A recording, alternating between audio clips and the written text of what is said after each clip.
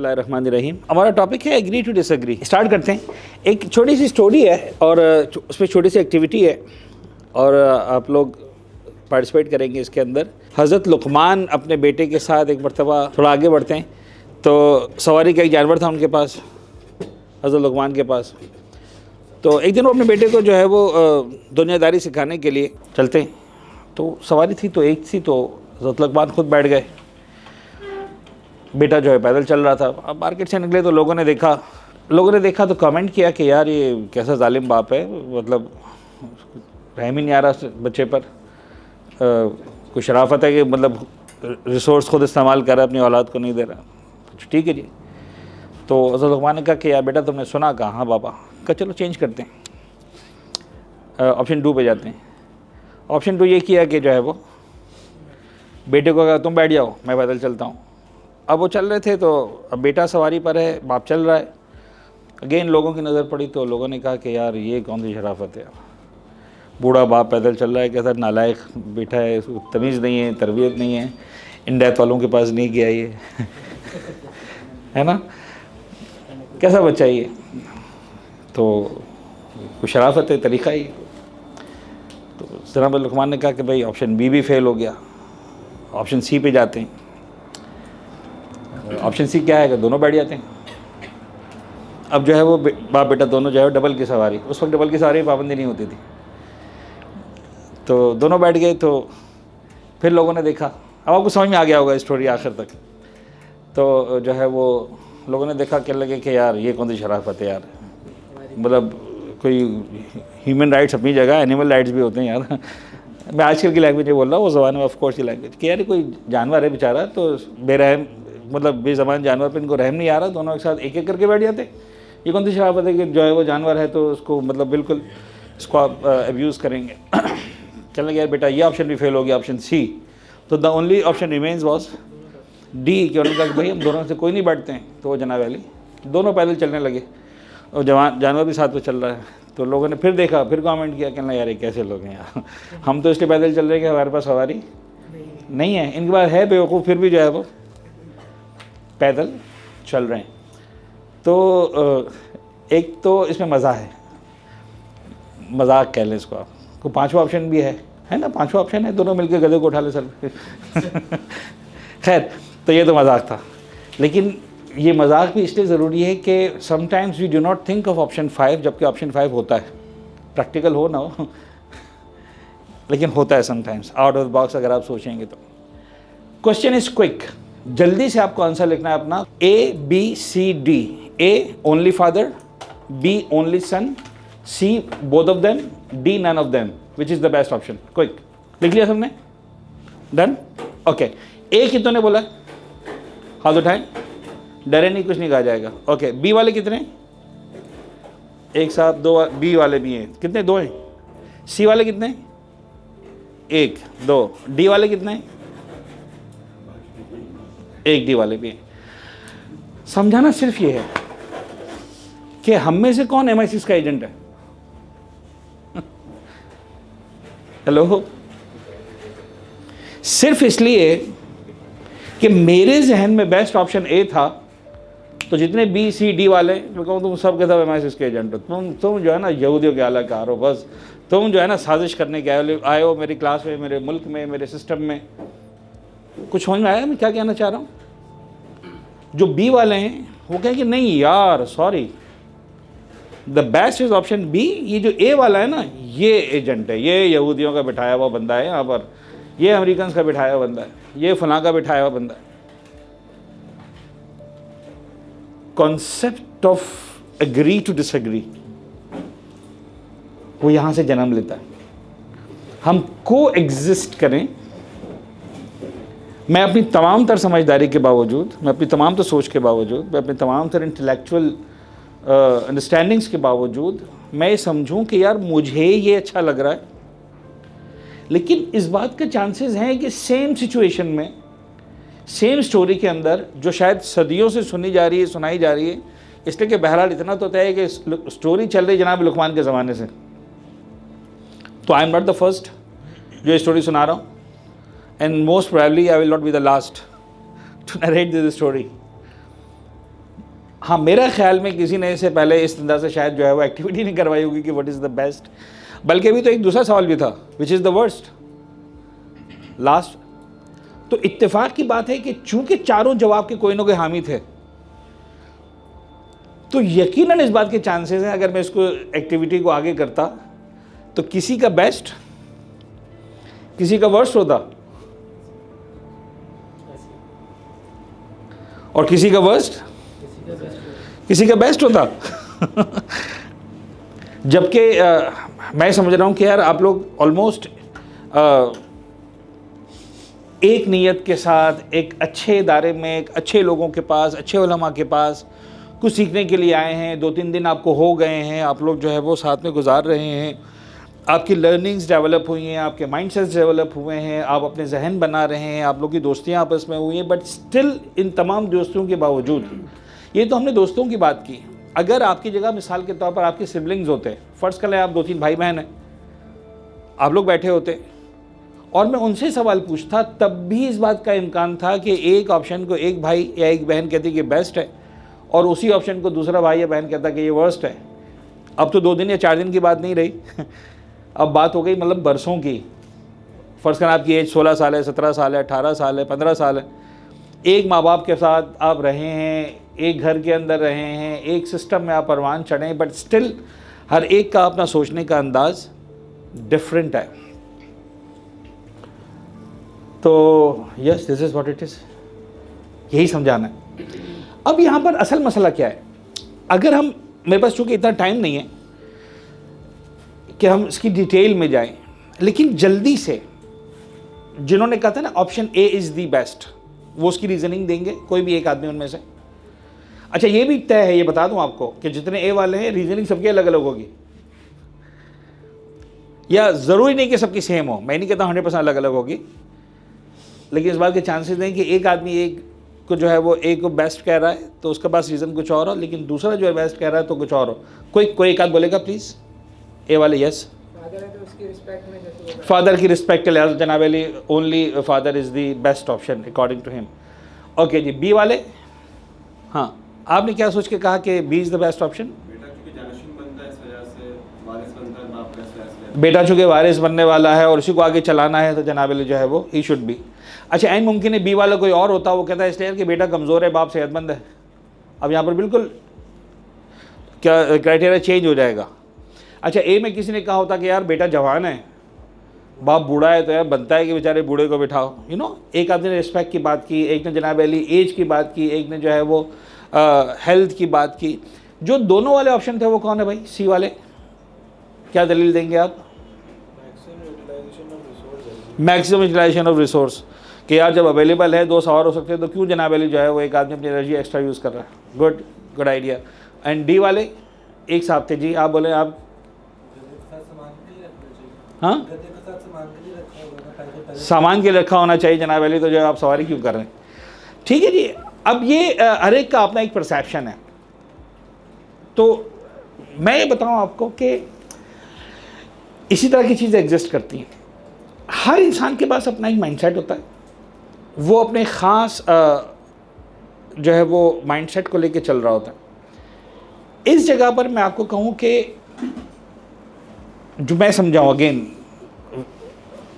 मैं ये नहीं कहूँगा कि जो मैं सोच रहा हूँ वही आप सोचें, लेकिन मेरी ख्वाहिश है कि हम इस बात को अगर हम समझ सकें कि एक्चुअली हम जो भी आंसर करेंगे उसके पीछे एक हिडन इफ़ है,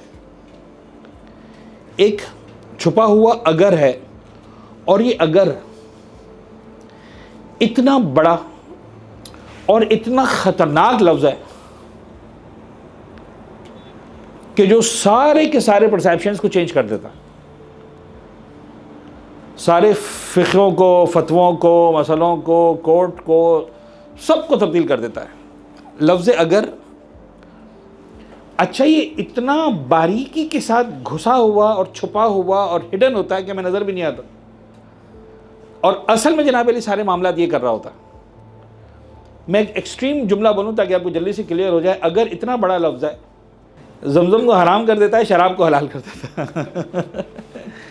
ये अगर इतना ख़तरनाक वर्ड है, सिर्फ एक अगर दरम्यान में छुपा हुआ होता है, और आप थोड़ा सा अगर को डेवलप करना जानते हैं और आप देखिएगा कि आपकी ज़िंदगी में जहाँ जहाँ भी किसी भी मकाम पर आप लोग ओपिनियंस को लेकर बैठेंगे तो वो जो आपको स्टेटमेंट नज़र आ रहा होगा ना, विदाउट इफ़, एक्चुअली वो बेस कर रहा होगा किसी एक यार अगर ऐसा है तो, अगर वैसा है तो यहाँ पर भी एक्चुअली अगर है कि यार अगर बाप है और उसकी, अगर बेटा है और कमज़ोर है, और अगर जनाब अली जानवर सेहतमंद है और बाप और बेटा दोनों थके हुए हैं यार, जानवर भी अच्छा है। और अगर जनाब, मैं आपको सिंपल बताऊं, फ़र्ज़ करें जनाब अली के बाप बेटा गए मजदूरी करने के लिए, बाप को मजदूरी मिल गई, बेटे को नहीं मिली। अब बेटा और गधा जनाब पूरा दिन आराम से बैठे रहे, आराम करते रहे, अब वापस घर पर आ रहे हैं, किसको बैठना चाहिए? अब कोई एक भी नहीं होगा जो कहेगा कि ओनली बी। मैंने थोड़ा सा सिचुएशन क्रिएट की, अब यूनानिमसली आप लोग डिसाइड करें कि यार A should be the answer, right? अच्छा, सेम सिचुएशन, नौकरी करने गए, काम करने गए, बेटे को जॉब मिल गई, दिहाड़ी पे काम करना रहा, बाप बेटा पूरा आराम से आराम करता रहा और जनाब अली गधा भी पूरा दिन जो है उसने कोई काम नहीं किया। अब किसको बैठना चाहिए? अब यूनानिमसली कहेंगे कि यार बच्चा थका हुआ है, पूरा दिन उसने ईंटें उठाई हैं, पता नहीं मजदूरी की है, गड्ढा खोदा है, ज़मीन खोदी है, इसको बैठा दो। अच्छा जनाब अली, दोनों को मजदूरी मिल गई, गधे को जनाब अली जो है वो फुल चारा वारा मिला, वो घास वास थी, आराम से खाता पीता मज़े से और सेहतमंद है। तो अब डेफिनेटली सब कहेंगे यार आराम से भाई दोनों बैठ जाओ, कोई मसला नहीं, बैठ सकते हो। सबका आंसर यूनानिमसली सी हो जाएगा। और इत्तेफाक की बात, मजदूरी करने के बाप बेटे दोनों को मजदूरी नहीं मिली, ठेकेदार ने कहा भाई जानवर चाहिए, बंदे हैं हमारे पास, गधा हमको दे दो एक दिन के लिए भाड़े पर, हम इस पर ईंटें रख के इधर से उधर पहाड़ी पर लेके जाएंगे। अब गधे ने सुबह से शाम तक काम किया, इसके ऊपर ईंटें रखी। अब गधे की हालत ये है कि उस पर जनाब अली 10 किलो वजन रखने के काबिल भी नहीं है। तो अब सबका जवाब होगा कि भाई अब उस पर कोई नहीं, अब बाप बेटा पैदल चलें, और गधा सिर्फ अकेला है, और मतलब कोई नहीं कहेगा कि इस पर बाप को बैठना चाहिए, बेटे को बैठना चाहिए। अब इसका हक बनता है कि खा ले आया जाए।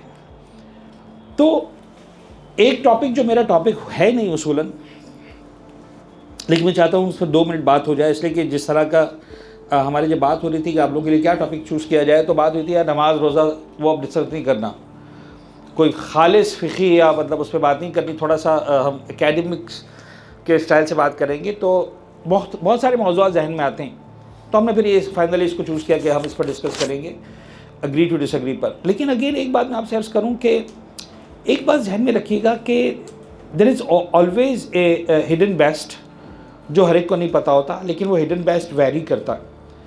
तो समझाना ये है कि in any available situation you know your best, don't let the people decide what is the best for you।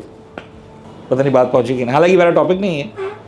you know your best, आपको पता है यार। यानी पब्लिक बोल रही है कि कैसे बेवकूफ़ लोग हैं, मतलब दोनों बाप बेटा पैदल चल रहे हैं, जानवर को खाली छोड़ा हुआ है। उनको पता है कि भाई ये उन बाप बेटे को ही पता है क्या जानवर ने पूरा दिन मजदूरी की है। तो अब नहीं बनता कि इस पर हम जनाब अली थोड़ा सा भी वज़न रखें, इस जानवर से हमने अगर काम लेना है तो अब इसको जो है वो खाली ही वापस आना है। या मिसाल के तौर पर बाप को पता है कि मेरे बेटे ने आज पूरा दिन मजदूरी की है, तो अब मेरा बेटा बैठेगा, मेरे बेटे में चलने की हिम्मत नहीं है, अब सो कल दोबारा अगर काम करना है तो अभी इसका जनाब अली ये रेस्ट होना ज़रूरी है। तो बाप को भी पता है, बेटे को भी पता है, बेटे को भी पता है कि मैं बाप को डिसरिस्पेक्ट नहीं कर रहा हूँ, बाप को भी पता है कि इस पर बेटा मुझे डिसरिस्पेक्ट नहीं कर रहा।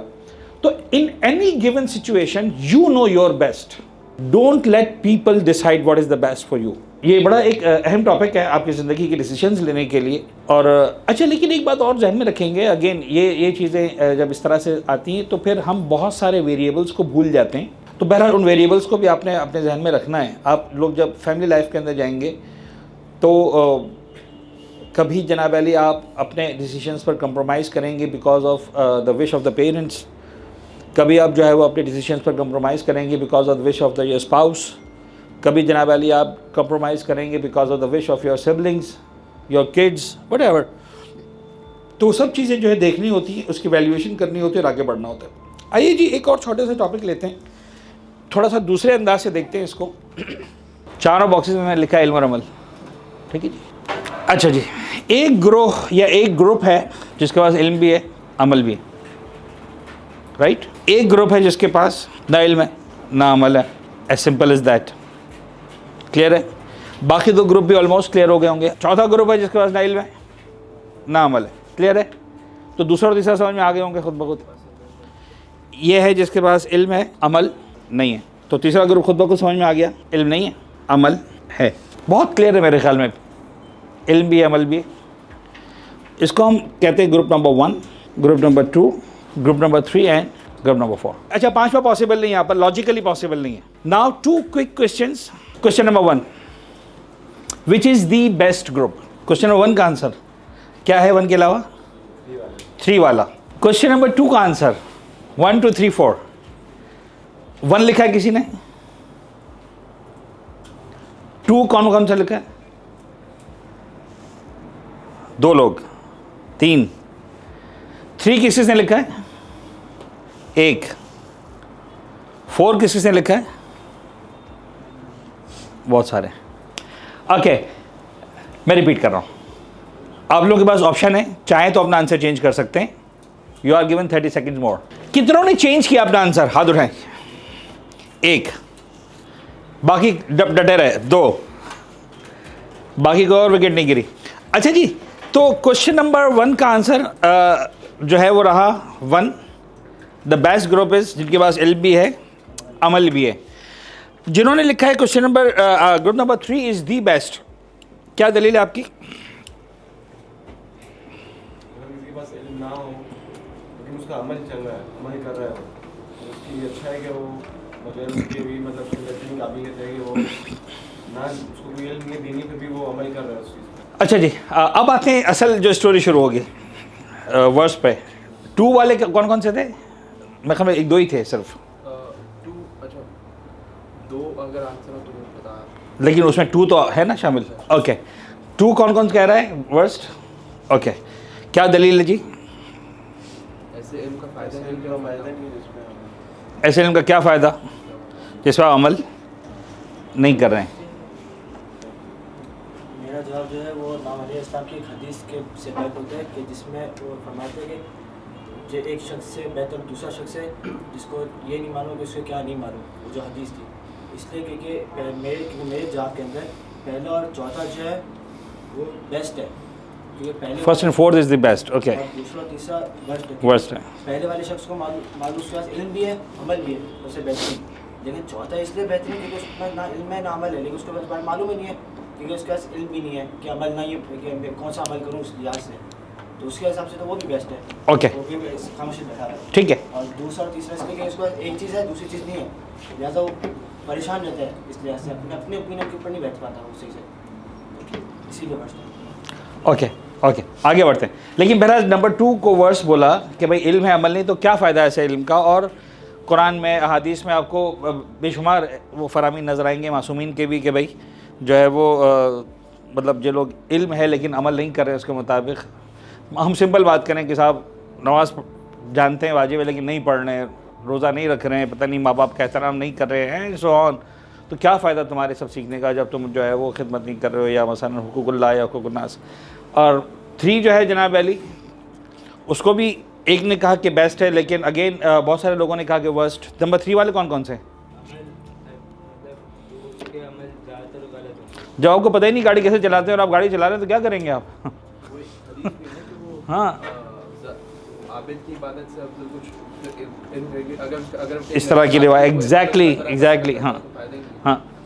लेकिन अगेन चलो वो आबिद है, वो इबादत कर रहा है, फिर भी मैं कह रहा हूँ कि चलो गलत इबादत नहीं कर रहा है, नमाज़ पढ़ रहा है। हम तो यहाँ पर उसको लेकर आएंगे कि भाई वही जो मैंने जुमला कहा कि you don't know how to ride and you are riding, you don't know how to take care of the patient, और आप जो है डॉक्टर बन के अताई डॉक्टर हाँ बन के बैठ गए। आप कुछ बनने वाले भी यहाँ पर डॉक्टर साहिबान, तो ये तो खैर उनकी हम बात नहीं कर रहे, ऑफ कोर्स ये बनेंगे और उसके बाद जो है वो संभालेंगे। लेकिन वो आदमी जिसको नहीं पता कि इलाज कैसे करना है और बन के बैठ गया, तो डेफिनेटली मतलब इज़ द वर्स्ट के बग़ैर उसको सलाहियत के।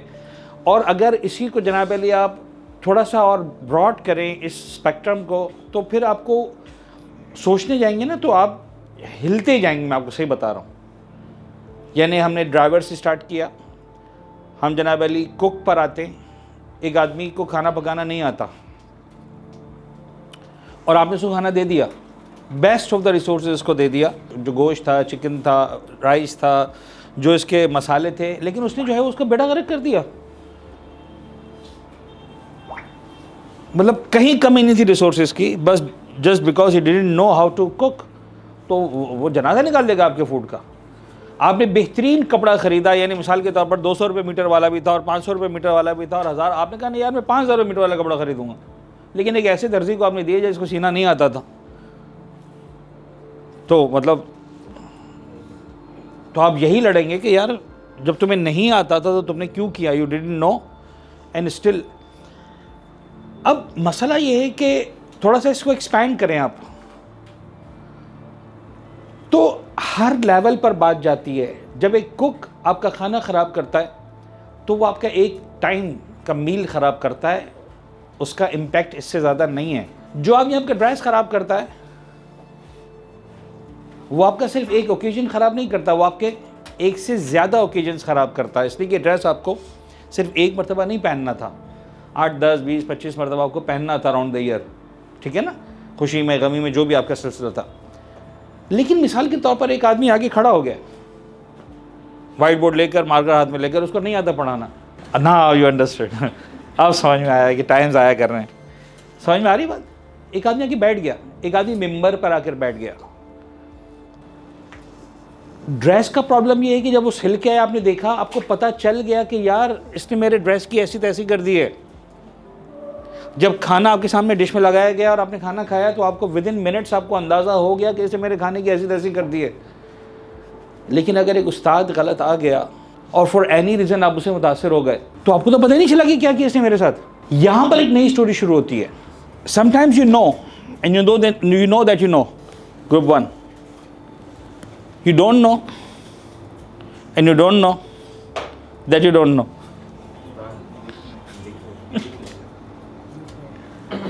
2, you know but you don't know that you know.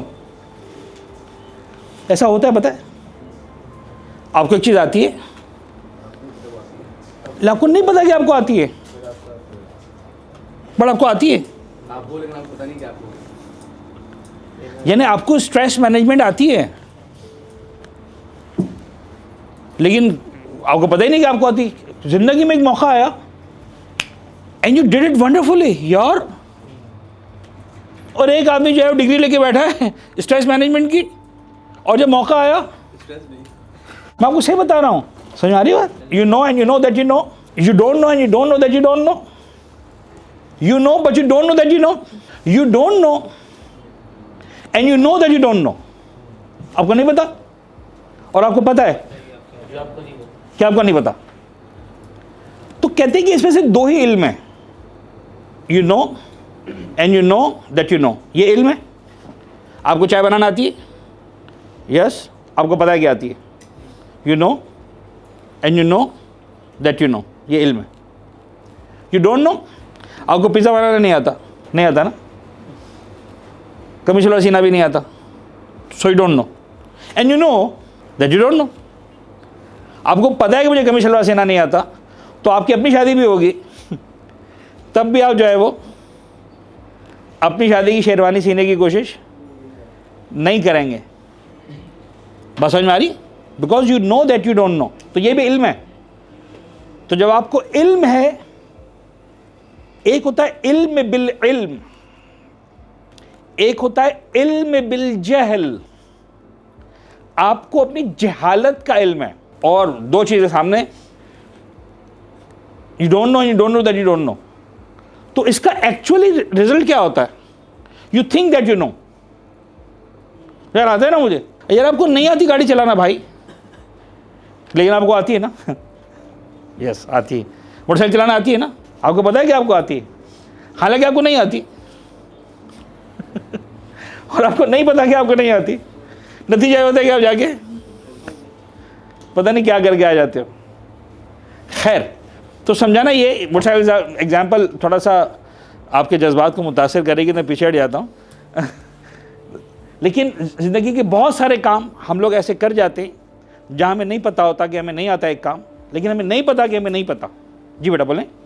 For example sir, example लेते हैं बाइक राइडर, उसने बाइक कोर्स किया, उसको बाइक चलाना आती है, लेकिन इसकी एक्सीडेंट हो गया, तो हम उस चीज़ को क्या समझाएंगे? एग्जैक्टली इसका जवाब सिर्फ ये होगा जनाब अली कि जो दुनिया के हर शख्स को इजाज़त मिलती है, बाइक राइडर से लेकर मर्जे तक, कि तुम अपनी एफर्ट्स 100% पुटअप करो, फिर तुम्हारे पास राइट ऑफ मिस्टेक है।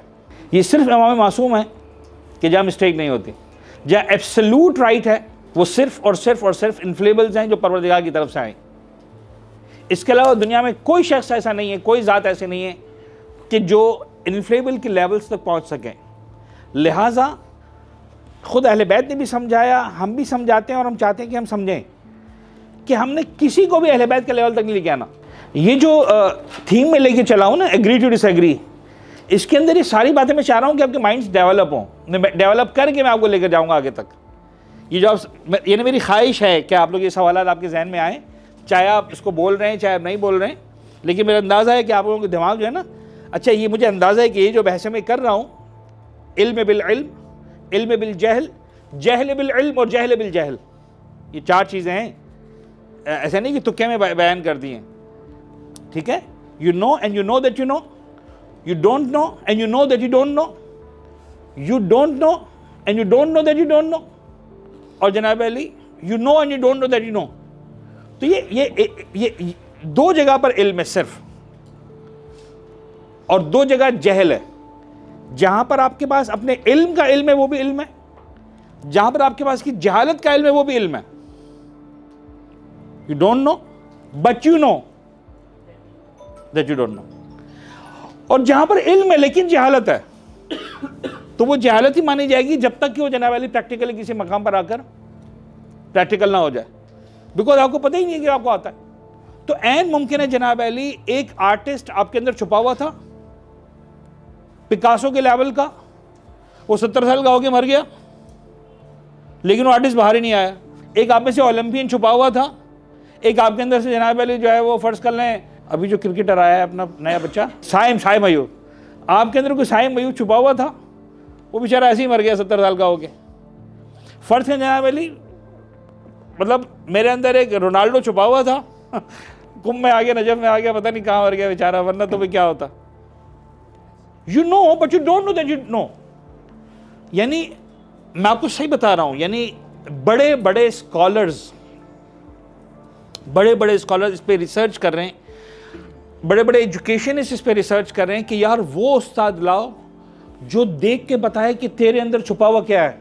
हमें से किसी के अंदर न्यूटन छुपा हुआ है, हमारे अंदर किसी के अंदर जो है वो रोनाल्डो छुपा हुआ है, किसी के अंदर साइम अयूब छुपा हुआ है, किसी के अंदर जनाब अली पता नहीं अर्शमिदस छुपा हुआ है, किसी के अंदर जनाब अली पता नहीं बोली सीना छुपा हुआ है, किसी के अंदर शेख तूसी छुपा हुआ है, सब है।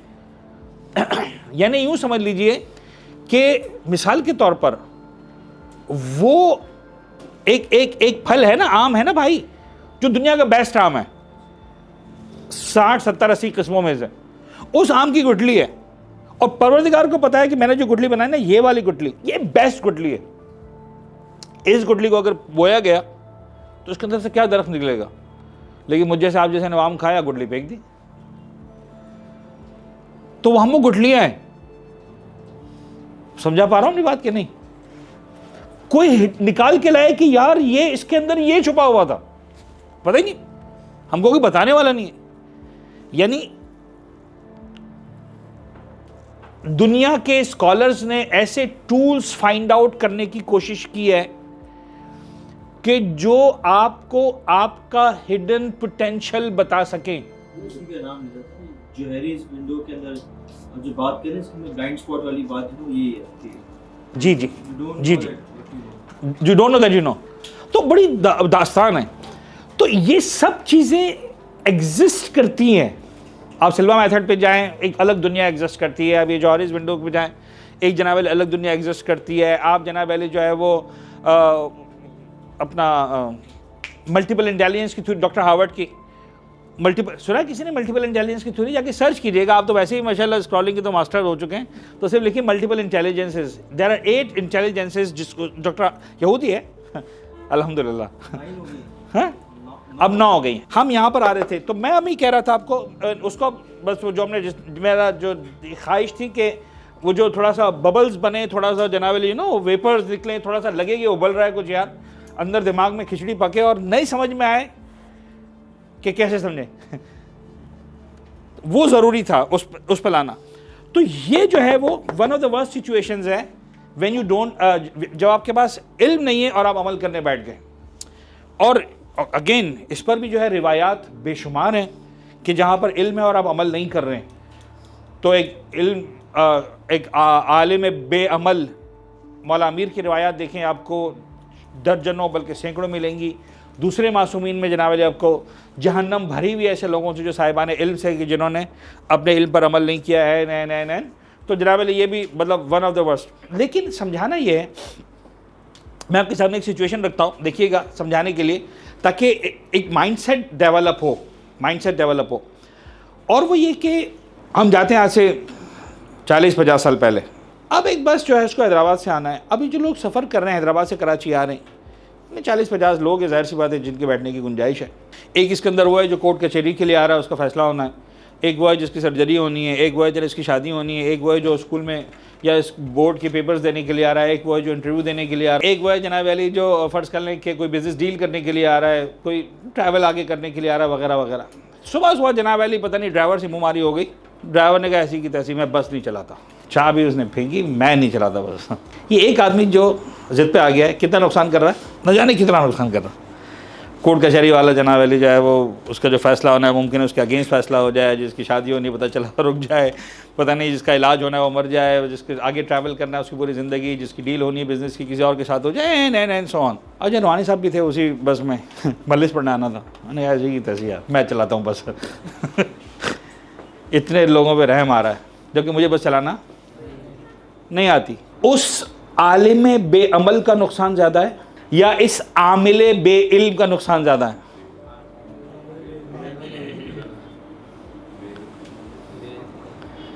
वो ड्राइवर बस नहीं चला रहा, इन लोगों को नहीं पहुंचा रहा, एटलीस्ट इतना तो है कि किसी को जान से नहीं मार रहा। यार हो जाएगी दूसरी जगह, हैं कोई और ऑप्शन मिल जाएगा, शायद कोई और इलाज हो जाएगा, शायद जनाब अली जो है कोई और डील बन जाएगी ज़िंदगी में, शायद फिर कोई और मौका मिल जाएगा जॉब का, चाहे कोई और इंटरव्यू हो जाएगा। मुझे तो बस चलाना नहीं आती थी और मैं लेकर चल पड़ा और मैंने खाई में गिरा दी, तो मैंने कितनी माओं से उनके बच्चे छीन लिए, कितनी ख़वातीन से उनके शौहर छीन लिए, कितने बच्चों से उनके बाप छीन लिए, कितनी बहनों से उनका भाई छीन लिया, पता नहीं मैंने क्या तबाही कर दी। तो अब बताइए ज़रा, which is the best and which is the worst? At least मेरे ख्याल में अक्सर ने पहले आंसर में 4 को लिखा था worst, right? 4 is not the worst. If we cannot say the best, of course best नहीं बोल सकते इसको, लेकिन इट्स नॉट दी वर्स्ट। यानी आप यकीन जानिए जिसके पास इल्म नहीं है लेकिन वो अमल भी नहीं कर रहा, यानी वो टीवी आर्टिस्ट मेरी निगाहों में कम बुरा है, वो डांसर, वो एक्टर जिसको नहीं पता लेकिन वो दीन के बारे में नहीं बोलता, और वो मुझे बदतरीन लगता है जो रमज़ान में दुपट्टा पहन के बैठ जाती दीन सिखाने के लिए मुझे और आपको। पता नहीं समझा पा रहा हूँ नहीं बात की नहीं?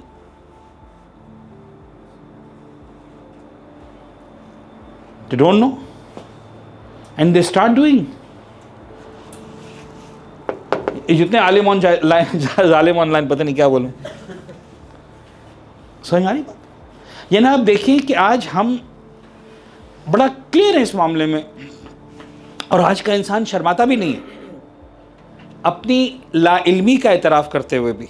यानी अगर आप मिसाल के तौर पर कोई शख्स है जो फाइनेंस का है और उसने ज़िंदगी फाइनेंस में गुजारी है अपनी, मिसाल के तौर वो बैंक का मैनेजर है या फ़र्ज़ कर लें बड़े हाई लेवल पर है, मसलन फाइनेंशियल इंस्टीट्यूशंस के अंदर जनाब अली जो है वो अब बिलियंस एंड बिलियंस के पोर्टफोलियोज देख रहा है और जनाब अली क्या क्या सब कुछ कर रहा है, उसको आप बोलें कि यार ये कैंसर का इलाज, तो बड़े मज़े से कहेगा यार gentleman my field is finance, don't ask me about the medicine. अगर आपको मेडिसिन पूछना है, कैंसर का इलाज पूछना है, तो आप जाएँ मसलन किसी मेडिसिन के मास्टर से पूछें। इवन एक ही फील्ड में 2 अफराद होंगे, कहेगा यार मेरी स्पेशलिटी हार्ट है, you can ask me about the heart but brain is not my piece of cake, right? go and ask someone neurologist के पास जाओ, वो तुमको बताएगा यार कि मतलब न्यूरो के इश्यूज़ क्या क्या होते हैं, उसको कैसे सॉल्व करना है। और पीड्स वाला जनाब वाली जो है वो हार्ट को डिस्कस नहीं करेगा और हार्ट वाला न्यूरो को डिस्कस नहीं करेगा, ऐसा ही होगा ना यार। तो आप बड़ी आसानी के साथ, बड़े फ़ख्र के साथ कहते हैं यार I don't know. Why? You know, because you know that you don't know. तो बड़े आराम से कहते हो। दीन के बारे में आज तक आपको कोई ऐसा बंदा मिला जो कहे कि मुझे नहीं आता? इन्हीं टीवी आर्टिस्ट की बात कर लें, इन्हीं साइंसदानों की बात कर लें, इन्हीं डॉक्टर्स की बात कर लें, इन्हीं जनाब वाली फाइनेंसर्स की बात कर लें। यार मेरा, अच्छा थोड़ा सा और भी अकड़ जाएंगे यार मेरा ख्याल है, अच्छा तुम्हारा ख्याल मतलब परवरदिगार की तरफ से 4 हुज्जतें, एक कुरान, एक रसूल, एक हदीस और एक तुम्हारी अकल। हम सब ये गलती करते हैं। अच्छा, यहां तक आने के बाद ये वर्स नहीं है, इट इज क्लियर। एक जुमला मैं बता दूं, फिर बात को आगे बढ़ाऊं और हम कंक्लूजन की तरफ जाना शुरू करें। और वो ये कि अमीर कायनात की एक हदीस है जो बड़ी खूबसूरत है, और जो आपने कहा था ना, मैंने उसी को जहन में रखा आंसर के लिए। ये हदीस अगर आपको याद रह गई ना, वाकई मज़ेदार है। इमाम फरमाते हैं मकाम पर, कसम ज़हरी, कसम ज़हरी का मतलब क्या है? ज़हर कहते हैं पुश्त को, बैक। इमाम कहते हैं कसम ज़हरी। आपने सुना होगा कासिमिल जब्बारीन, कमर तोड़ने वाला जब्बारों की। कसम ज़हरी, मेरी कमर तोड़ दी। अली इब्न अबी तालिब एक्सेप्ट कर रहे हैं, वो जिसका कोई बाल टेढ़ा नहीं कर सका, वो कहता है यार मेरी कमर तोड़ दी। किसने तोड़ दी? 2 लोगों ने। अब मैं इसको इस तरह से लिख रहा हूँ, हदीस पूरे एक जुमले के अंदर है, आलिमुन मुतहत्तिक और नंबर 2 जाहिलुन मुतनस्सिक। 2 लोगों ने मेरी कमर तोड़ दी। आसान अल्फा में तर्जुमा करूँ, group number 2 and group number 3। Ali कहते हैं ये 2 मेरी कमर तोड़ देते हैं। अच्छा, कमर तोड़ने का मतलब क्या है? यानी वाकई मौला कायनात मेरे सामने खड़े, मैंने बैट लिया, डंडा लिया और मौला की कमर पे मारा? नहीं, यहाँ पर अली इब्न अबी तालिब बलागत का बादशाह है, तो यहाँ पर कमर तोड़ने का मतलब फिजिकल नुकसान पहुँचाने की बात नहीं है, अली इब्न अबी तालिब के मिशन को नुकसान पहुँचाने की बात है। राइट? ये 2 अफराद मेरी कमर तोड़ देते हैं, आलिमुन मुतहत्तिक। अच्छा, मेरे कायनात का अंदाज़ है, मैं क्या करूँ? वही मैंने कहा बलागत के बादशाह हैं, तो वो सीधी बात को भी एक इल्मी और अदबी अंदाज में उस बुलंदी पर जाकर बोलते हैं कि उसको बस समझाने मज़ा आता है। आलिमुन मुतहत्तिक नहीं कहते आलिम बेअमल, कहते वो आलिम जो अपने इल्म की हतक हुर्मत करता है, यानी बेहुरमती करता है। मुराद वही है बेअमल, लेकिन मौला उसको इस अंदाज से इंट्रोड्यूस करवाते हैं। एक वो आलिम जो अपने इल्म की बेहुरमती करता है, यानी अमल नहीं करता। ये मौला कह रहे हैं यार इसने मेरी कमर तोड़ दी। आलिमुन मुतहत्तिक वजाहिलुन मुतनस्सिक। एक लफ्ज़ आपने सुना होगा, मैं लिंक करने के लिए समझा रहा हूँ, मनासिक हज है ना, मनासिक निकला नुसुक से। जाहिलुन मुतनस्सिक, वो जाहिल जो नुसुक में आ गया, यानी जो आ गया अमल की दुनिया में, चाहे वो डॉक्टर का गाउन पहनकर बैठ गया, चाहे वो ड्राइवर की कैप लगाकर बैठ गया, चाहे वो जनाब अली कुक का फ़र्ज़ कर लें एप्रन पहन कर बैठ गया, चाहे जनाब अली वो अमामा लगा के मेंबर पे आ गया, and so on, tens and hundreds and thousands and millions of examples. मौला कायनात कहते हैं इन 2 ग्रोहों ने मेरी कमर तोड़ दी। कहीं ना कहीं हम भी वहां पर जाकर फंसेंगे, मैं आपको सही बता रहा हूं। तो एटलीस्ट एक छोटा सा काम करें। हाँ जी,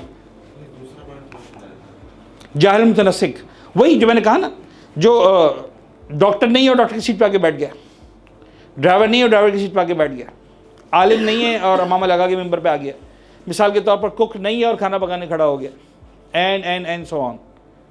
वो जाहिल जो बग़ैर इल्म के अमल करने के लिए आ गया। और मैं आपको बताऊं, सॉरी आप इसको प्लीज़ पर्सनल ना लीजिएगा, आपने इसको चूँकि नंबर 3 को बैस बोला था, एक मुझे पता है माइंडसेट है, लेकिन ये मैं आपको बताऊं कि हमारे सोसाइटी में ये वाला माइंडसेट बहुत ज़्यादा एग्जिस्ट करता है, स्पेशली दीन के मामले में, and that is the worst. हमें जो आदमी दीन का काम करता हुआ नजर आता है, हम सबसे पहले जनाब इसको टैग करते हैं, यार कितना नेक आदमी कर तो रहा है ना यार, आता नहीं तो क्या हुआ, कुछ तो कर रहा है ना यार, और कुछ तो कर रहा है, मैं चाहे वो और कुछ नहीं कर रहा है, इतना कर रहा है कि जो मैसेज आया एज इट इज फॉरवर्ड कर रहा। ये खतरनाक ही है, यानी आपको अंदाजा नहीं है। आप यकीन जानिए, मुझे नहीं पता आप में से कितनों को याद होगा डैम फंड, जब आप लोग मेरे ख्याल में साकिब निसार साहब आज से 4 साल पहले जब आप लोग अभी बालिग होने की मंजिलों में होंगे याद आ रहा है, 1-1 रुपया दो, 10-10 रुपये दो। सर आपको अंदाज़ा नहीं है, हमारे इन उलमा जितने जो मिंबरों में बैठते हैं, हमारे व्हाट्सएप भर गए थे, एक दिन में hundreds ऑफ मैसेजेस, मौलाना आप जाके मिंबरों में बताएं, आप पहले अशरे में बताएं कि डैम फंड कितना ज़रूरी है। और अल्फाज में आपको यानी 70% रिस्पेक्ट वाले अल्फाज थे, yes I do agree, 80% respect वाले अल्फाज थे, 20% एक अजीब डिसरिस्पेक्ट। ये उलमा बेहमल उलमा जिनको मिंबर मिला हुआ है, जिनको अम्मा मिला हुआ है, जिनको इतनी तमीज़ नहीं है कि कौम के लिए इनको क्या करना चाहिए। ओके तुम बताओगे कि मुझे क्या करना चाहिए। यानी एक इंसान एक मरतबा सोच लेता है और समझ लेता है कि what I am thinking is the absolute right. So अगर मैंने सोचा है जनाब वाले कि सिर्फ बाप बैठेगा तो बाकी 3 ऑप्शन आर द वर्स्ट, और अगर मैंने सोच लिया कि सिर्फ बेटा बैठेगा तो बाकी 3 ऑप्शन आर द वर्स्ट, और अगर मैंने सोचा है कि दोनों बैठेंगे तो बाकी 3 ऑप्शन आर द वर्स्ट, और अगर मैंने सोचा है कि दोनों में से कोई नहीं बैठेगा still all the options are worst. मैं हसास एग्जांपल्स तक जाना नहीं चाह रहा हूं, लेकिन अगर आज किसी ने सोच लिया है, सिर्फ फूड फॉर द थॉट, मैं इस वक्त मैं जिंदाबाद मुर्दाबाद यस नो कुछ बात ही कर रहा हूं, लेकिन सोच लिया जनाब अली के धरने में जाना जरूरी है, तो जो नहीं जा रहा वो यजीद है, डिसाइडेड इट। मैं बताऊंगा, मैं से मुराद वो जो फुटपाथ पे बैठा हो जिसको चाय पीने के पैसे नहीं इसकी जेब में, मैं बताऊंगा just because I have thought and my thinking is कि इस वक्त धरने में बैठना है, तो डेफिनेटली जो नहीं जा रहा वो यजीदी है। जो मैंने मैसेज बनाया 4 लाइन का, अगर आप उसको फॉरवर्ड नहीं कर रहे हैं तो भी आप यजीदी हैं। समझ में आ रहा है? जो आपको लग रहा था ना सिर्फ आपको ये पिज्जा की एग्जांपल और चाय की एग्जांपल और ड्राइविंग की एग्जांपल समझा रहा था मैं, सिर्फ इतना सा नहीं है बेटा।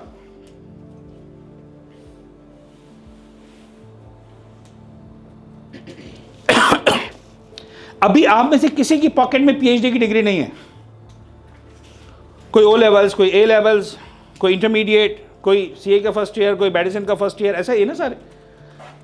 आप लोग कब खतरनाक हो जाएंगे पता है? अभी इतने खतरनाक नहीं है, पहले तो आप उसी वक्त खतरनाक हो जाएंगे जब आप अपने जेब में जो है वो नजफ की 10 दिन की डिग्री लेके जाएंगे। You guys are suppose to be the most dangerous people in Karachi after returning from your this journey. अबे तुम्हें क्या आता, मैं नजफ डायरेक्ट मौला कायनात बाब मदीना तो इल्म तो ऐसे छलक रहा है।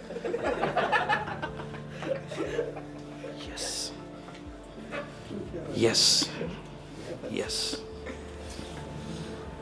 यस, यानी 70 साल पढ़ने के बाद खुई कहे कि यार मैं अभी तिफले बख्तब हूँ,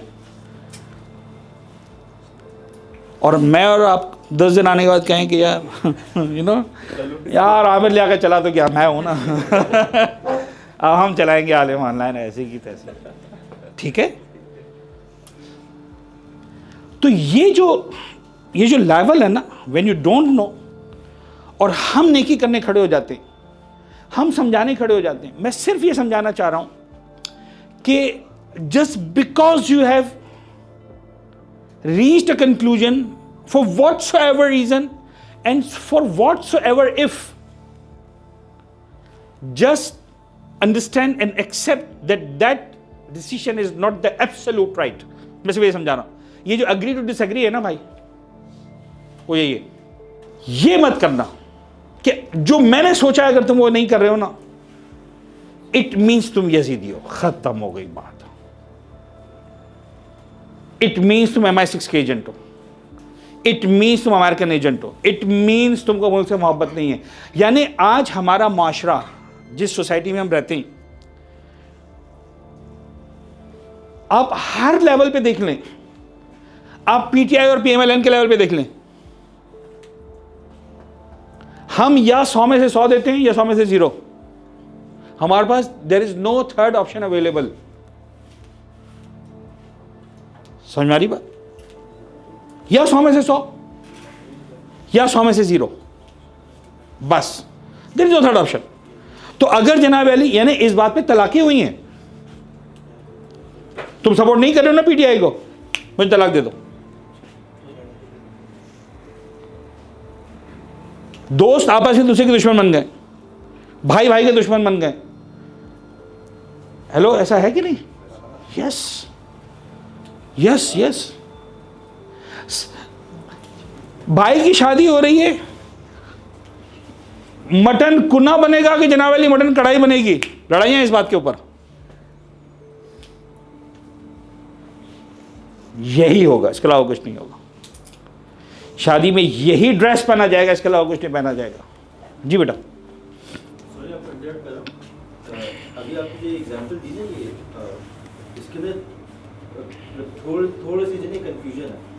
एक पॉइंट यानी एक सिचुएशन ये होती है कि जहाँ पे सिर्फ दो ओपिनियंस की बात होती है, तो यहाँ पे तो अग्री टू डिसएग्री वाली चीज़ चले समझ आती है कि भाई तुम्हारे लिए तुम्हारा दीन और मेरे लिए यहाँ तक मेरी बात आ जाती है। लेकिन जब अमल की बात आती है, ये जब एक्शन की जगह पे इन्वॉल्व हो जाता है, तो वहाँ पे फिर इस चीज़ को कैसे करें? फॉर एग्जाम्पल जैसे ठीक है, तुम्हारे लिए ये एक्स सही है, मेरे लिए वाई सही है, हम दोनों अपनी अपनी जगहों पे मान लेंगे। लेकिन जब इस नतीजे के बाद अब एक एक्शन प्रोड्यूस होना है, फिर ये कैसे करें? क्योंकि ये तो नहीं हो सकता ना कि दोनों चीज़ें एग्जिस्ट कर जाएं एक ही जगह पर। अगर ऐसी सिचुएशन है तो आइडियल केस तो ये कि अच्छा ठीक है, चलो ये भी कर लेंगे, ये भी कर लेंगे और दोनों अपनी अपनी जगह पर करेंगे। लेकिन अगर कोई एक ही सिचुएशन बननी है, अभी जैसे आपने यारी चले मिसाल ले लेते हैं कि आपने ये कढ़ाई जो भी एग्जाम्पल, अब दो में से कोई एक ही चीज़ होनी है, तो ये इस सिचुएशन में आगे की डिसीजन कैसे होगा? समझाना बेटा ये है कि मेरा सक्सेस पॉइंट पता है क्या है? This question. यानी आप आए तो सही वहां पर, कल तक तुम सोचने को तैयार नहीं थे सामने वाले कुछ कह रहे हैं कि सामने वाला भी कुछ कह रहा है। आपने जब सवाल पैदा किया ना, तो जवाब कहीं ना कहीं से मिलेगा आपको। मैं आपको एग्जाम्पल देके बात करता हूं, और मैं उन एग्जाम्पल्स की बात कर रहा हूं जो शायद आपके लेवल पे एक्सट्रीम एग्जाम्पल्स नहीं है, लेकिन माशरे में हमारे वो अफराद एग्जिस्ट करते हैं जिनके लिए एग्जाम्पल्स भी एक्सट्रीम एग्जाम्पल्स हैं। ईद का चांद छोटा इशू नहीं है, मैं आपको सही बता रहा हूँ। ईद का चांद मुमकिन है आप बोले यार मट्टी पाओ ना, कोई मसला नहीं है, आप अभी यंग ब्लड हो, आपके लिए फ़र्क नहीं पड़ता। वो 60 साल का जो बूढ़ा बैठा हुआ है ना, वो तो मतलब यानी यूँ समझो कि 365 दिन जितनी गालियाँ सुनी होती ना सारी दे देता है ईद वाले दिन मौलवी साहिबान को, यार ये मौलवी नहीं सुधरने वाले, ये पता नहीं क्या क्या। जस्ट बिकॉज, चले हम जस्ट बिकॉज भी नहीं बोलते, उस बेचारे को कब्रिस्तान जाना है, सेवैयाँ खानी है, ईद का सूट पहनना है, ईद की नमाज़ पढ़नी है, वॉट एवर। अच्छा, खास तौर पर जो ऐसे पक्के मुसलमान हैं जो हर ईद पे नमाज़ पढ़ते हैं और ईद पर ही पढ़ते हैं, तो वो तो बेचारे रो पड़ते हैं। वो कहते हैं यार हम एक दिन के तो मुसलमान थे, तुमने वो भी नहीं रहने दिया हमें मौलवी साहब के चक्कर में, वो दिन भी हमारी नमाज गई। समझ में आ रही बात? तो प्रैक्टिकली एग्जिस्ट हो रहा है ना, क्या प्रॉब्लम है? जब मैंने समझ लिया कि मैं एक ऐसे मर्जी को फॉलो कर रहा हूं कि जिसके एतबार से कल ईद हो गई है, लिहाजा कल मेरा रोजा नहीं है, और मेरा बेटा उस मर्जी की तकलीद करता है जिसके एतबार से ईद नहीं हुई है तो रमजान है, उसके लिए रोजा वाजिब है, तो एक ही छत के नीचे दो अमल एग्जिस्ट कर रहे हैं। मैं इससे बड़े एग्जाम्पल क्या लाऊं?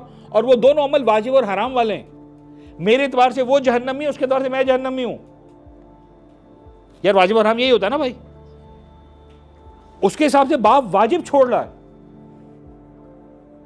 खुदा की मासियत कर रहा है, खड़ा हो गया खुदा के सामने, मैं नहीं रखता, जो कर सकता कर ले।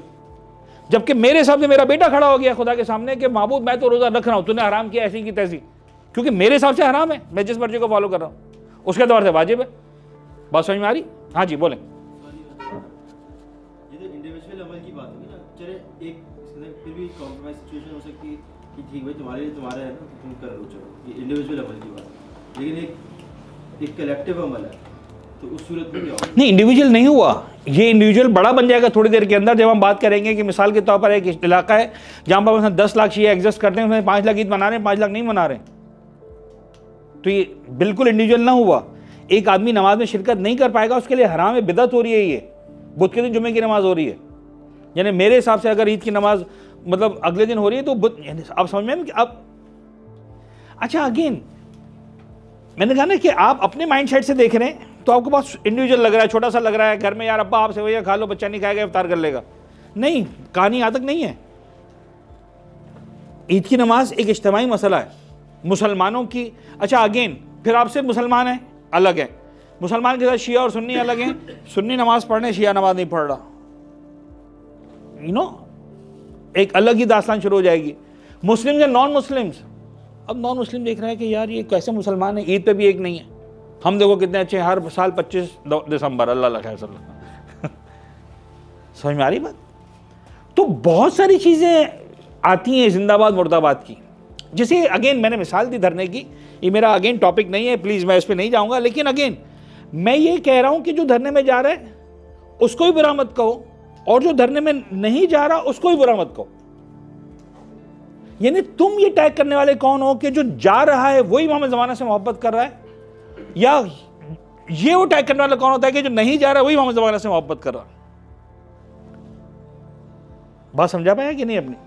फॉर एनी रीजन, यानी इस लेवल पर आकर, तो हम तो छोटे मौलवी हैं ना, मैंने कहा ना कि हमारे मोबाइल भर जाते हैं कि साहब, और अभी भरे हुए मैसेजेस आप लोग देख रहे होंगे इस तरह के इश्यूज के ऊपर। अच्छा क्या दिल नहीं जलता? वाकई दिल जलता है यार, खून खौल जाता है, खुदा की कसम नींदें उड़ जाती हैं जब हम उन वीडियोस को देखते हैं कि जहां पर हमारे भाइयों को किस बेदर्दी से कत्ल किया जा रहा है। एक जुल्म का बाजार है, कहीं पारा चनार, कहीं। लेकिन again the way you react is not the only right way, समझाना चाहिए। वरना आप यकीन जानिए हम आपस में लड़ वड़ के खत्म हो जाएंगे। जहाँ पे अगर मैं सिचुएशन में थोड़ा समराइज करके एक सेंटेंस में ये कहूँ कि समटाइम्स जहाँ पे हमें पता है कि ये चीज़ ज़्यादा नुकसानदेह हो जाएगी, वैसे तो ये बहुत आइडियलिस्टिक सिचुएशन है कि मैं एक्सेप्ट कर लूँ कि हाँ आप भी ये सही है, ये मैं भी सही है। नहीं हम सही की बात भी नहीं कर। हाँ ओके आगे बढ़े। दोनों मिलकर सोसाइटी में रह लेते कुछ भी हो जाएगा, हम समराइज कर लेंगे। एट द एंड ये एक्सेप्ट, मतलब it's way much better than a bigger conflict in society कि हम अगर आपस में लड़ेंगे उसके नतीजे में बहुत बड़ा नुकसान हो सकता है। ऐसा ही है, ऐसा ही, ऐसा ही। अच्छा अगेन हाँ मैं ये पूछना चाहूँगा कि आप जो एग्री टू डिसएग्री वाला टॉपिक है, ये इंडिविजुअल बेसिस पे तो हर जगह आपकी पॉइंट मेरे अकल के हिसाब से क्लियर हो रही है, लेकिन एक जगह जहाँ पे मुझे सवाल आ रहा है कि मिसाल के तौर पे कोई कलेक्टिव अमल है जहाँ पे यूनिटी आनी चाहिए। मिसाल के तौर पे मतलब बहुत अदना सी मिसाल है कि मिसाल के तौर पे यहाँ पे नवाज शरीफ है जो करप्शन कर रहा है और हमें उसको हटाना है, तो और वो सबको पता है, जो उसको सपोर्ट कर रहे हैं उनको भी पता है, जो उसको सपोर्ट नहीं कर रहे उनको भी पता है कि ये नुकसानदेह है हमारे लिए। तो हमें सबको एक साथ यकजा होकर खड़ा होना पड़ेगा ना, उसमें तो फिर एग्री टू डिसएग्री वाला कंसेप्ट थोड़ा सा नीचे करना पड़ेगा, यूनिटी को ऊपर लाना पड़ेगा। नहीं मैं आपको बताऊं मैं अगेन वगैरह समझाऊंगा आपको कि बहुत बारीक ये सारी बातें। मुझे बात बताइए कि नवाज़ शरीफ और पीटीआई की हद तक जो है वो जन्नत और जहन्नम का फ़ैसला होना है, या पैगंबर की रिसालत पर जन्नत जहन्नम का फ़ैसला होना है? कौन सा बड़ा इशू है? वहाँ पर भी पैगंबर अकरम मुबाहिला के मैदान में बोलते हैं ओके ठीक है तो मुसलमान नहीं बनते, कोई बात नहीं, just sign the agreement and go back. Nawaz Sharif पैगंबर से ज़्यादा मासूम तो नहीं है ना, या गैर नवाज शरीफ पैगंबर से ज़्यादा मासूम तो नहीं है? ठीक है ना, जिसकी बात करें, मैं तो किसी की बात नहीं कर रहा हूं। मैंने कहा ना कि हम या समझाना बेटा सिर्फ ये है कि आप कहीं ना कहीं से फैक्ट की जगह एजम्पशन को ले आते हो और उसको फैक्ट का दर्जा दे देते हो। आपने अपनी बात सवाल में एक जुमला इस्तेमाल किया, नवाज शरीफ नुकसान पहुंचा रहा है, डिबेटेबल है। मुमकिन है दूसरा आदमी कह रहा है कि नहीं पहुंचा रहा भाई, मैं इस वक्त फेवर में नहीं हूं, प्लीज ट्राई टू अंडरस्टैंड। हाँ लेकिन समझाने के लिए मैं कह रहा हूं, जब मैं बैठा कहने लगा नवाज शरीफ नुकसान नहीं पहुंचा रहा, क्यों नहीं पहुंचा रहा?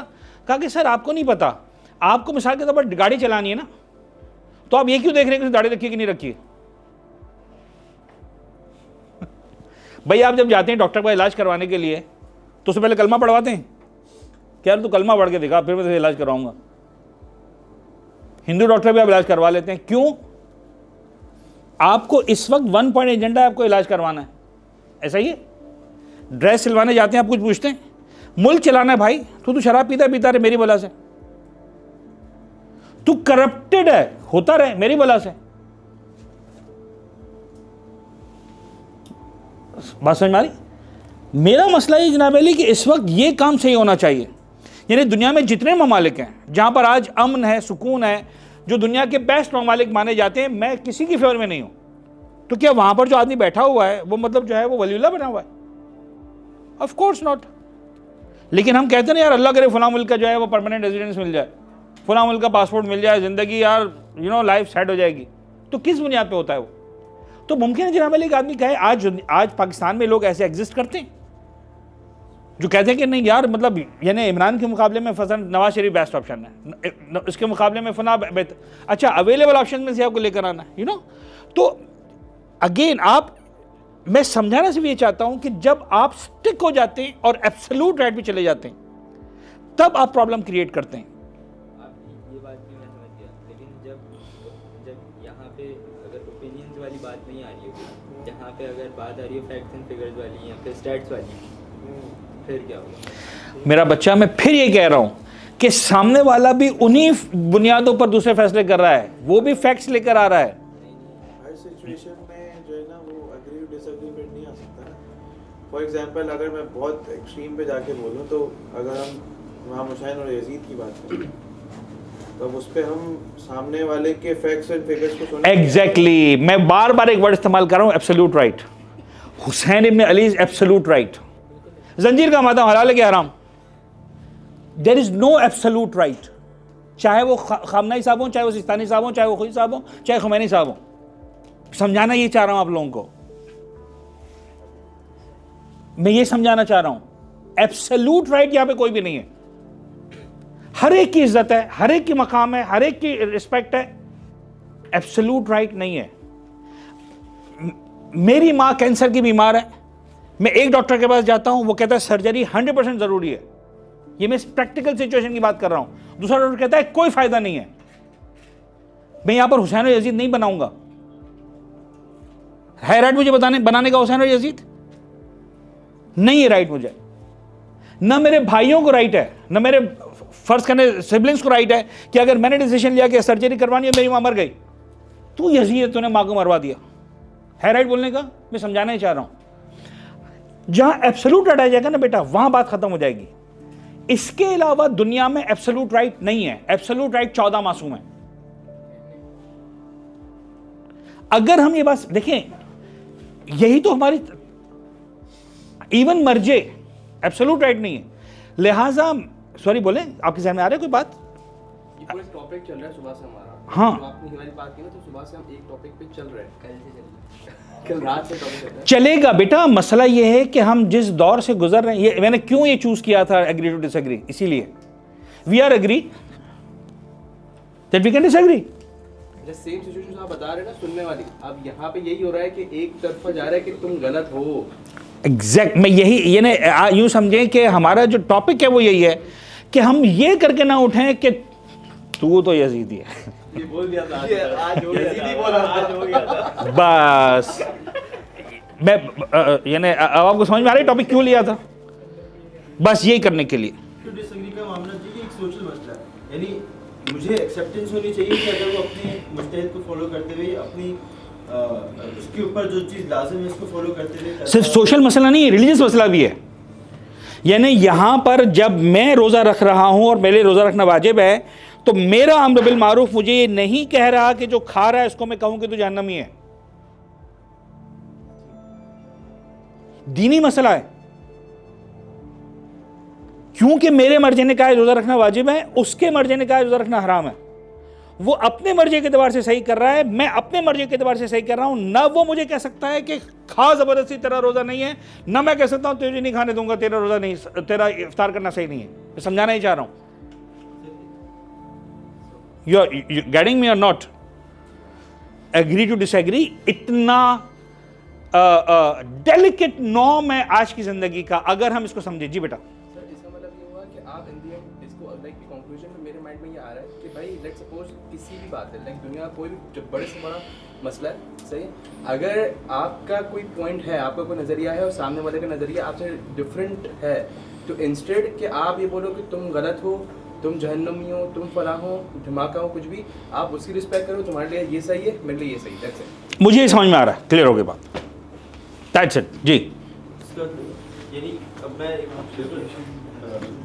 डायरेक्शन चेंज हो जाए बात का, लेकिन हमारे हम खुद देखते हैं कि एक सर्टेन तबका जो है वो एक सर्टेन नारा लगाता है कि जो इस फिक्र को नहीं मानता वो मसलन मुर्दाबाद है, लाइक लेट्स से, तो यानी आप ये कह रहे हैं कि ये इस चीज़ को कॉन्ट्रडिक्ट कर रही है, और इसके से नुकसान हो रहा है, मैं वही समझा रहा हूँ, कुछ नहीं कह रहा कि ये अकीदा बनाना कि माई वे और high way, it's not right. क्योंकि अहले बैत ने भी इसको, यार हमारे पास रिवायत है, लव आलिमा माफी क़ल्बि सलमान, अगर अबू ज़र को पता चल जाए सलमान के दिल में क्या है, सलमान के कुफ्र का फतवा देने वाला पहला आदमी अबू ज़र होगा, जस्ट बिकॉज एक लेवल नीचे, he can not understand the level of Salman. डाल दूं सलमान को जहन्नम में, लो, या सलमान फतवा दे दे अबू ज़र का कि बेटा तू तो गया। हम ही बड़ी आसानी के साथ कर रहे हैं, मैं समझा ही रहा हूं जी। बेटा मैं सवाल करूँ है जी, आगा काफ़ी की रिवायत है, पूरा एग्जैक्ट पढ़ के सुना दें।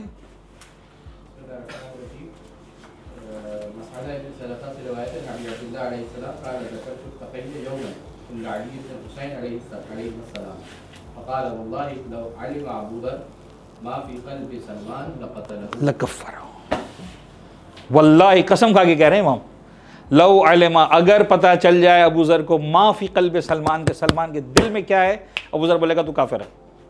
तकफीर, ये कफ़रहू वही तकफीर का है जो आज भी चल रहा है, तकफीर सबसे पहले तकफीर अबू ज़र करेगा, इमाम कह रहे हैं।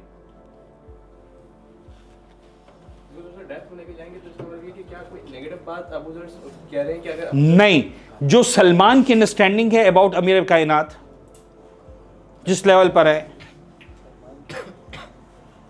यानी वहां लेवल वो है, अगर अबू ज़र को पता चला क़ल्ब सलमान में क्या है, क्यों सलमान की जो अंडरस्टैंडिंग है अमीर कायनात के बारे में, अबू ज़र उस लेवल तक नहीं पहुंचा। जब नहीं पहुंचा, क्या तुम ये समझते हो अली को, तुम काफिर हो। एक रिवायत और मेरे जहन में आई, अगर मिल जाए तो, लेकिन इसको मुझे एग्जैक्ट अल्फाज भी याद नहीं है। मुझे अच्छी तरह मैंने एक रिवायत पढ़ी थी, एक शख्स आया इमाम के पास, ज़ाहिरन 6 या 8वें इमाम के पास आके, उसका लहजा ही में बड़ा एग्रेशन था उसके, कहने लगा मौला ये क्या लोग बकवास करते हैं, आपका इल्म गैब है। इमाम ने कहा बकवास करते हैं, कुरान नहीं पढ़ा उन लोगों ने, अल्लाह आलिमुल गैब व शहादत, ये मुझे याद है, अल्लाह आलिमुल गैब व शहादत, परवरदिगार है जो सिर्फ जिसका गैब का इल्म है। कहा मौला मैं यही समझा रहा था। इमाम ने कहा बिल्कुल सही कह रहे हो, चला गया। अब जो बैठा हुआ था इमाम के पास, क्या लगा मौला ये इमाम की जो बात का खुलासा था वो बता रहा हूं। इमाम ने कहा यार मैं अगर इसको, यानी इस वक्त ये मुझे समझाने के लिए आया था, समझने के लिए नहीं आया था। आप समझ रहे बात को, यानी वो डिसाइड करके आया था कि इमाम के पास इल्म गैब नहीं है। अब अगर उसको इमाम मासूम भी कहते मेरे पास इल्म गैब है, वो बकवास वो कहता है इमाम आप मौला बकवास कर रहे हैं, नतीजा क्या होता, वो इमाम के सामने खड़ा हो जाता, 100% जहन्नम साइन हो जाती। इमाम ने कहा मैं जहन्नम साइन नहीं करूंगा इसकी। बहुत समझ मारी। मेरे और आपके लिए दूसरों की जहन्नम साइन करना आसान है, इसलिए कि उसकी कोई हैसियत नहीं है। हाँ, अगर हम एक मोमेंट पे इसको एक्सेप्ट भी कर लेंगे, हमें सोसाइटी के अंदर एक्सेप्टेंस लानी चाहिए, ठीक है, आपके लिए आपके वाले सही, मेरे लिए मेरे वाले सही।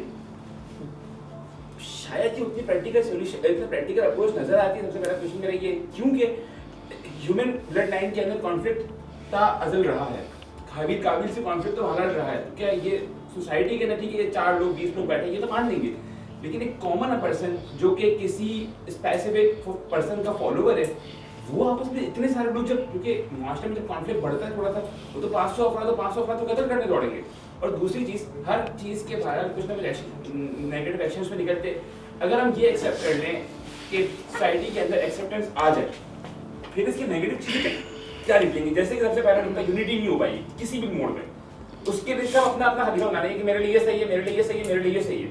तो फिर इसके और नेगेटिव एस्पेक्ट्स क्या निकलते हैं बेटा दुनिया में जाने, हालांकि हम जा रहे हैं दूसरे टॉपिक्स की तरफ, लेकिन मुझे एक बात बताएं कि अभी यूएस के प्रेसिडेंशियल इलेक्शंस हुए, राइट, अभी पहले हुए, तो किस लेवल के इख्तलाफात थे, कितनी लाशें गिरी, एक भी नहीं। समझाना यही है कि जिसको आप कह रहे हो प्रैक्टिकल अप्रोच नहीं है, वो इत्तफाकन 100% प्रैक्टिकल अप्रोच है। आप जो बात कर रहे हो वो मसला ये है कि अब हम थोड़ा सा मजीद बड़े स्पेक्ट्रम पे जा रहे हैं। हम अपने दुश्मनों को सिखाते हैं कि यार आओ ना, मारो ना हमको, हम तो लड़ने के लिए तैयार हैं और आगे करते हैं अपना काम। यानी अब हम जा रहे हैं सोशियोलॉजी में, जो अल्हम्दुलिल्लाह कोई भी नहीं पढ़ना चाह रहा है। यहां पर किसी ने भी नहीं कहा कि I want to be the sociologist. बहुत जबरदस्त फील्ड है जो दुनिया में एग्जिस्ट करती है, बहुत जबरदस्त फील्ड, और हम लोग वाकई महरूम हैं। ये वो उलूम है कि जिसमें हमारे गैरों ने मास्टर्स किए, डिग्रीज ली हैं, डॉक्टरेट्स किए हैं, और वो इस्तेमाल कर रहे हैं, बजा रहे हैं हमारी, और हम उनको कह रहे हैं हाँ बजाओ हमारे आगे, मसला नहीं। यानी आपका जो सवाल है, मैं आपको बुरा नहीं बोल रहा हूं, प्लीज मेरी बात समझिएगा, आपका सवाल बता रहा है कि यार आप दयानतदारी से सवाल कर रहे हो। यानी वो उतना कामयाब हैं कि 20 लड़के जो कराची से उठकर सीखने के लिए आए, उनका भी माइंडसेट होने की बात कर रहा है। यानी I can easily read this कि यस हम इसके लिए तैयार हैं, मरने मारने को तैयार हैं अभी भी, और हम किसी एतबार से इस बात को एक्सेप्ट करने को तैयार नहीं कि यार ये मरने मारे बगैर भी जन्नत मिल सकती है। नहीं यार,